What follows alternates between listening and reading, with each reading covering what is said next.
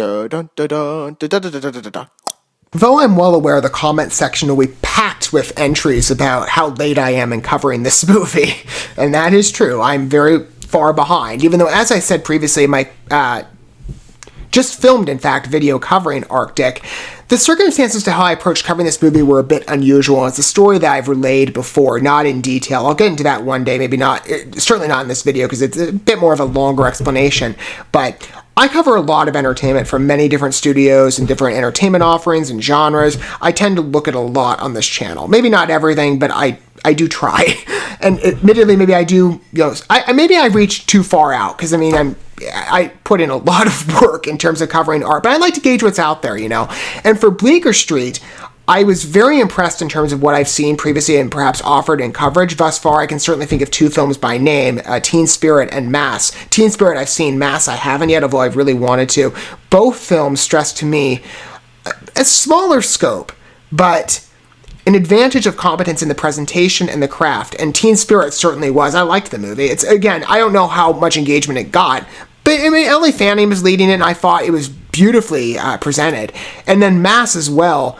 The casting credits certainly gave it a lot of attention, in my opinion. Jason Isaacs was in that movie, but the atmosphere of the picture I loved. It also stressed, if I remember right, I forget his name, but it was bragging about this picture being from a first-time filmmaker, and that's a claim, especially when you've got the studio, launching that forward, and maybe in other places too. I forget exactly where those comments were attributed. But I've looked at Bleecker Street content for a little while now, and I've been very impressed. But I've wanted to expand my library of content in knowledge with them. And Arctic, I've had my eye on for a while. In fact, again, like I said, unusual circumstances. I covered this movie closer to when it released in the 2018 year. So you'll forgive me if, again, 4 years late. But given certain circumstances as it pertains to older pictures I've covered, and I've made mention of this before in other videos, and it's an ongoing process that I know will still be occurring with some other pictures as well. Some of the videos I filmed earlier on for other content, but I have yet to publish. Unfortunately, the original videos in their raw form are inaccessible to me in both the editing and thus publication stages. So I've had to think about how to approach content going forward in terms of older pictures. I've wanted to be fair. Maybe part of it is the completionist mindset in me that I'm like, I did cover these films a long time ago, and I do want to recognize them, and Arctic was that. But also, I just wanted to explore what's out there, even if perhaps it's a past picture. Especially for, like, I'd say a developing filmmaker with Joe Penna, because he's only done about, at least this in the 2022 year, he has a library of about 10 projects he's been involved with. And so, again, I'm exploring, filmmakers' work and new voices out there and new eyes on craft. And for me, I do like to, again, explore the broad range if I can. So, yes, I'm approaching this very late. But I think this video as well will be an insightful tie-in. I think I also covered this one before. I don't remember for sure. Maybe this is... Well, I'll tell you, in knowledge, this is fresh to me. Even watching the trailer, given that it's been 4 years since when I originally covered it, you're basically getting not a factually fresh take, but for all intents and purposes, because it's been so much time and I've covered a lot, films sometimes escape you. And with Arctic, I'm like, I really don't remember this movie at all. Because, again, I tend to cover a lot, and, time flies. But with Arctic, I was very impressed in terms of now what I've seen of it.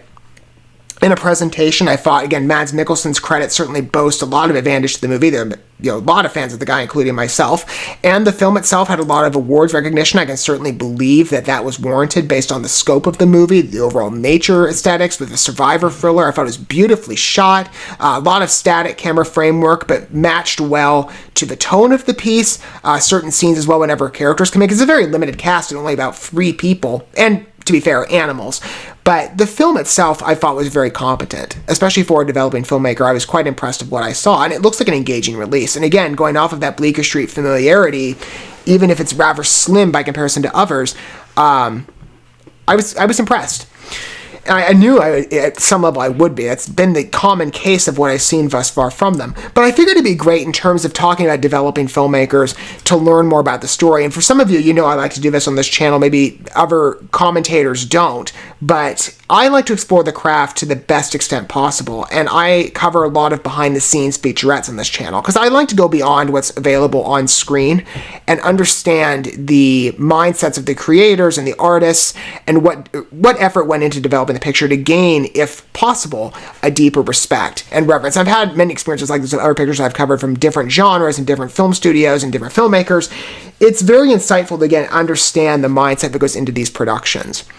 So let's give Arctic the same respect. And maybe for some of you, you haven't gotten around to this movie and it's been, again, a while. Maybe you've never even heard of it. I'm sure probably a lot of you have, and you've probably watched it in the time since. I did see it's pretty accessible. You can watch it on Hulu, I believe, right now, or you can rent it on other services. But I would imagine, again, a lot of you have seen it. Maybe some of you haven't. So maybe you're in my position if it's a sort of a, not in reality, but kind of in reality. It's kind of in and not. Fresh take. With that disclaimer, let's take a look at this and get an introduction for us both on Arctic at a deeper, insightful level.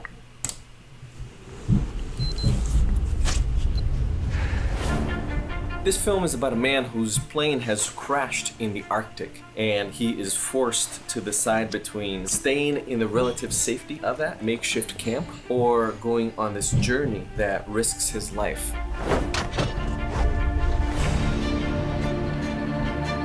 A few years ago, I started making videos on YouTube. Those videos became more and more intricate. It's a bit like a public film school for me. From there, I used what I learned. That's the story of a lot of creators. When my writing partner and I were working on this screenplay, we left as much of it as we could open for the audience to participate in the storytelling. I wanted to put in little mysteries to keep people engaged. We meticulously researched, we spoke to Arctic pilots, people who had survived really good background. See, this guy's got good instincts. And that all went into what drives him to do what he does. Really feels like somebody that's impassioned. The polar bear shoot was extremely difficult to get basically a wild animal. It was an awesome experience. It was one of the scariest things that I've ever done. But the byproduct of it for us is just beautiful. Lenses, the widest angle anamorphic lenses ever created, because I wanted to show the true expanse of this vista. Good point. point. That people get to it is quite beautiful. In a theatrical setting. We wanted to create it in a way that completely encompasses you. I'm glad that we took that approach to make a really grounded film.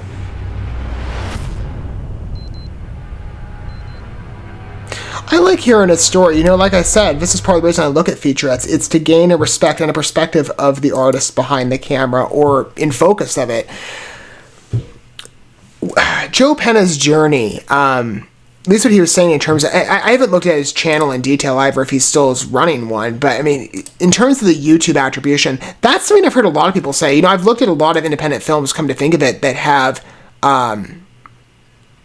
not necessarily been directly a byproduct of people's channels, but filmmakers that have started there, or in some way are advertising their work in terms of the YouTube space. But and there's some people I can think of as well that have started. Yeah, I mean, some come to mind in terms of like short films and other publications. There are people that have utilized the YouTube space as a means for developing their understanding of craft. And perhaps, you know, it is a bit of a nice detour to take if you don't have necessarily the best... well, I mean, I don't know Joe Penna's story, but in terms of getting into film school or something like that, maybe it is a bit of a detoured path. That works out. You know, sometimes you never know where life takes you, and there can be unusual... Well, I mean, the YouTube space provides, I think, it does help to get that film background. You know, I myself took a film class a couple of years ago. It was shortchanged quite a bit in terms of the end because that was during the COVID onset year. But it was a good class. You know, I did learn a lot, and part of that was so I could better understand the craft of what I was covering primarily on this channel in regards to entertainment that I spotlight here, specifically with the filming atmosphere. It's what I've specifically highlighted this channel on, is, you know, from the beginning I started with it. That was its core foundation. And I've expanded since into other forms. But for me, I totally understand what he's saying in regards to a creative evolution. But you start where you can and where you have the most access. And I have heard that story to different merits, but I've heard it expressed similarly with other filmmakers. And like I said, he's got good instincts. Again, the realization of his story, if you strip away the fictionalized element, again, the survivor traits and the thriller side of his story, it almost does appear like a nature documentary. And the way he shot it, speaking of specifically the cameras he used, it appears, again, very reminiscent of what I would see presented on maybe some streaming network or still what they're probably showing today, but everybody's moving to streaming nowadays. But there's a lot of nature documentaries that tend to, dominate in the streaming landscape.